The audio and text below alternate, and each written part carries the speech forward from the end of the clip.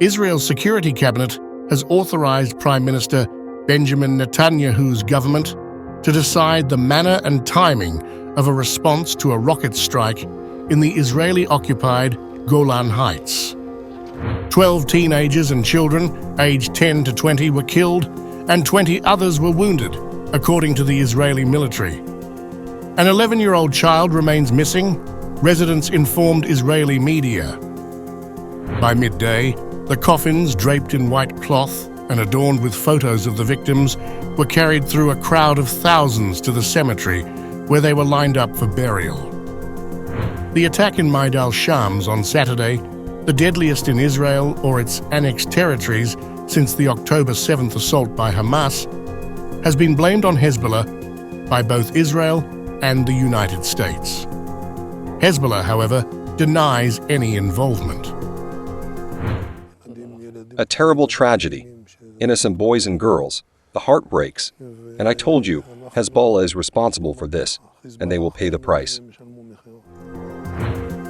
Following the attack, Israeli jets targeted sites in southern Lebanon. Israel stated that the rocket was an Iranian-made missile fired from southern Lebanon, implicating Hezbollah. We know exactly where the rocket was launched from today. We examined the remains of the rocket here on the wall of the soccer field. We know to say that it is a phallic rocket with a 53 kilograms warhead.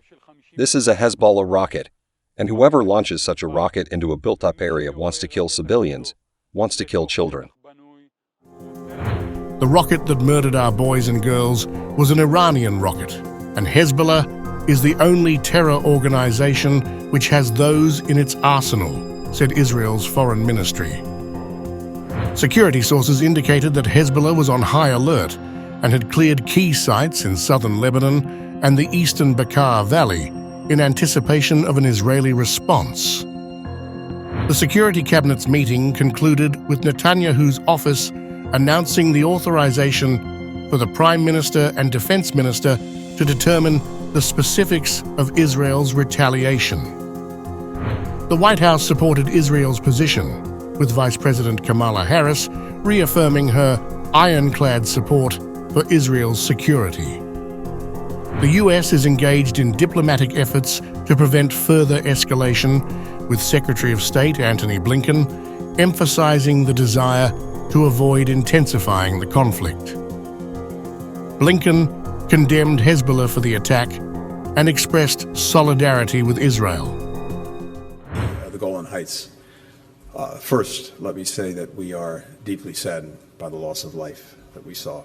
There is no justification for terrorism, period. And every indication is that indeed the rockets were the rocket was from Hezbollah. We stand by Israel's right to defend its citizens from terrorist attacks. United Nations officials have urged restraint from both sides to prevent the conflict from spreading.